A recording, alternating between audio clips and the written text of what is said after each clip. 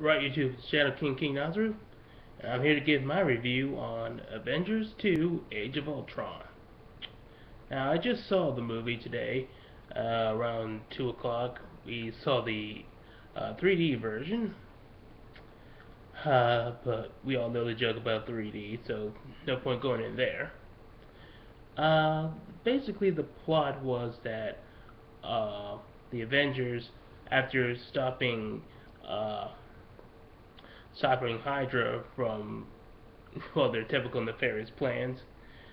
Um, Tony's Iron Man finds uh, the staff that Loki had back in the original Avengers, and he was decided to analyze the technology in case we ever uh, face alien threats again. And uh, when he was analyzing it, he found that there was a bit of artificial intelligence within the staff, and he feels that he can use it to help build Ultron, which he confides in with Bruce Banner, aka the Hulk, but not everybody else, because they'll just give him the whole "you're not allowed to play God" speech, which as a scientist he gets rather annoyed with. But yeah, Tony, there's a bit of a reason why they say that. You don't expect a kid to play with fire when they're not uh, ready to use it. But anyway, uh, yeah. So yeah, he creates the Ultron program more or less, and we all know my gripe with this being that in the comics it was actually Hank Pym aka Ant-Man, who created this, but and it was based off his own plot patterns, but now they changed that it's some sort of alien artificial intelligence created by Tony Stark, and I really don't want to get back into that again. And they're all trying to stop Ultron, who says he wants to save humanity by, well, basically wiping it out, more or less. It's kind of a mixed message, really. At one point, it sounds like he's going to force humanity to. No, I could get into Ultron a little bit, but let's focus on plot. So basically, the Avengers have to stop Ultron. Typical. With the additional help of War Machine, Quicksilver, Scarlet Witch. Was Falcon was there, but I don't think he was in the battle. I think they just kept him in the at the party and tailored him at the end. Anyway,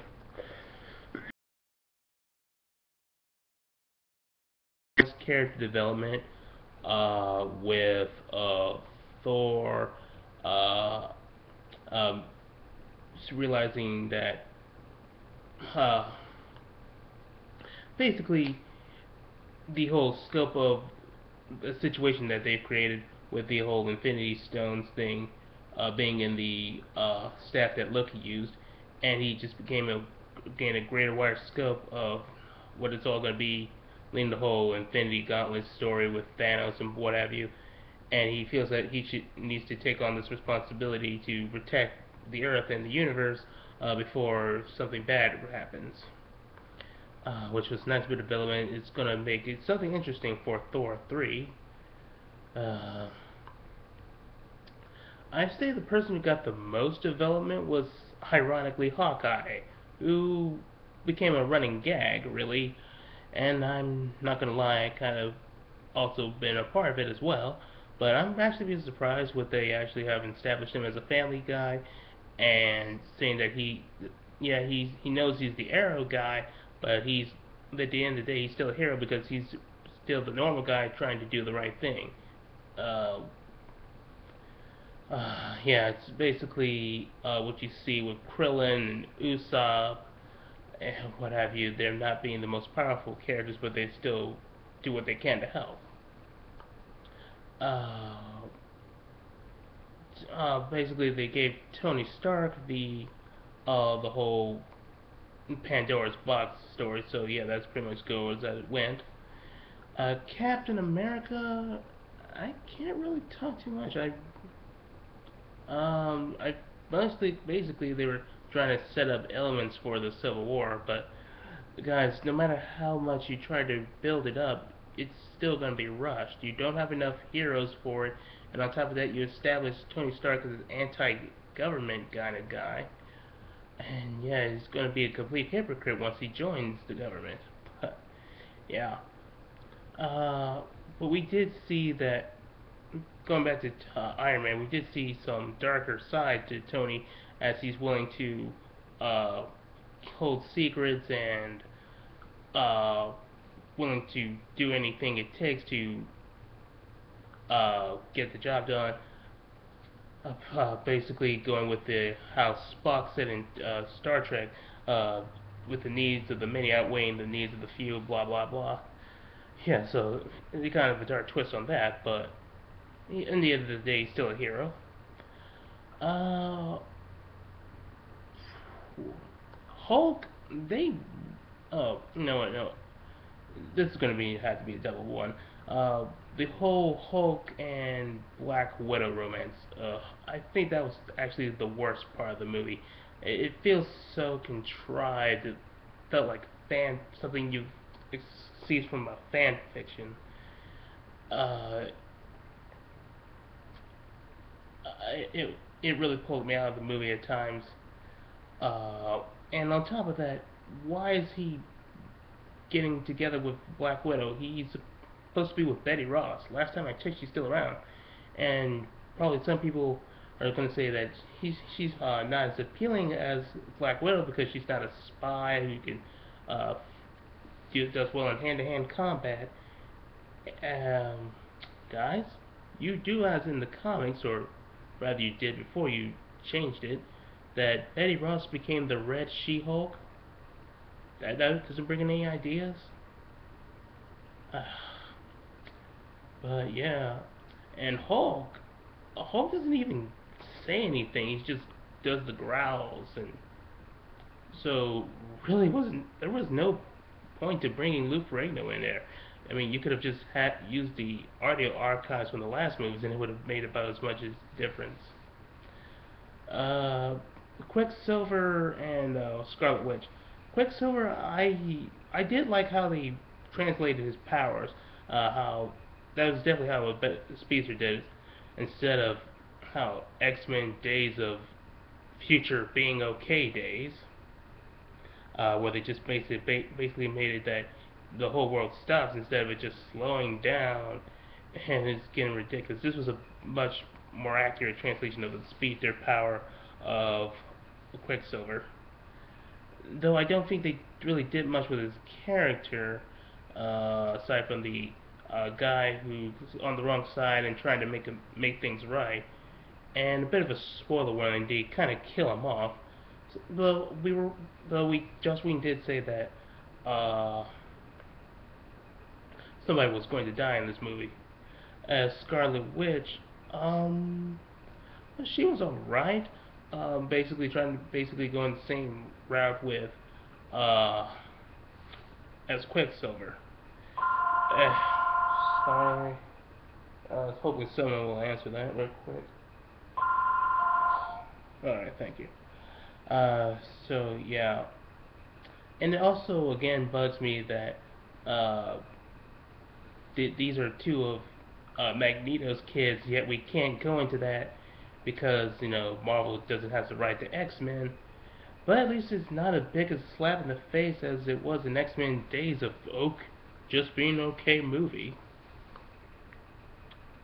And let's go into our main villain, Ultron. No, wait, let's talk about Vision first.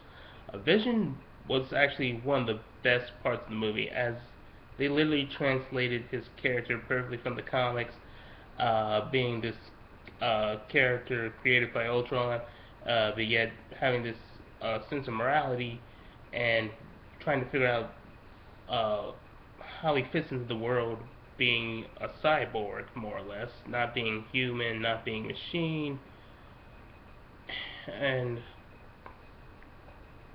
Yeah, and we also got to see this little funny bit with Thor. I'm not gonna spoil that part. That was actually one of the funniest parts of the movie. Uh, the jokes, some they were decent, not as good as they were in the first movie, and some of them got overplayed, like the whole Captain America's telling people not to swear, and they throw it back in his face like 5 or 6 times. And there's the key part of comedy is that you have to do jokes sparingly and with good context. You know, when we just do it over and over again, it just kills it. Uh, an Ultron, yeah, I'm gonna have to say that Ultron was ironically being the titular villain, was the weakest part of the movie. I mean, I'm when I think of Ultron, I think this cold, calculating, monotone robot that does have the intelligence of Hank Pym. Not getting back at that part, but sees that humanity has pretty much is beyond saving, and the only way towards peace is to wipe them out. And yeah, it was he's a really interesting character despite being an autonomous robot.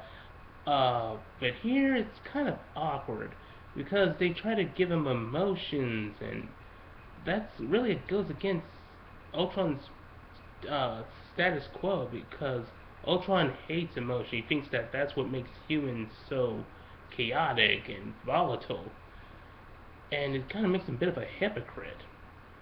And again, he does have Tony Stark's personality, more or less, basically being able Tony Stark, and even goes so far as to work with Quicksilver and Scarlet Witch for a time. Um, yeah, and it was just really awkward when you get to know the traditional Ultron and then see this. And on top of that, they really didn't go all too much of his character. And you know, the funny thing, you know, people said in the Amazing Spider-Man 2 that uh, Harry Osborn's transition to Green Goblin as a villain was rushed. That's complete, and I said numerous times that's complete bullcrap. You can read my reviews on that, or check out Confused Matthew's video. Ultron from the get-go practically starts off as a villain. It would have been much more interesting if Ultron tried to help the Avengers at first, and then when he sees some missions and see how cruel humanity could be and starts observing them more, that's when he transitions to villainy and feels that he needs to wipe out humanity to make peace on Earth. Uh, yeah, I think that would have been better. And on top of that, they basically killed him off. Now, a lot of people could say that Ultron is like the evil side of technology, and he can always come back as long as there's technology. But based on Marvel's track record, basically following the same formula as the awful, awful, abominable, atrocious Raimi Man trilogy. Yeah, I don't.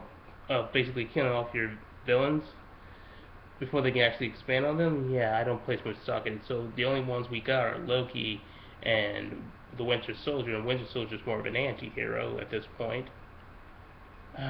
So yeah, I feel that this movie was good, but there were a lot of things bringing it down that could have made it a lot stronger. Yes, we still got some more development on the whole Infinity Gauntlet story arc, and I'm aware that Joss Whedon is leaving Marvel, so I'm not entirely sure how that'll go. But all in all, yeah, the movie was good, but it could have been so much better. I'm gonna give it like a 7.8 out of 10.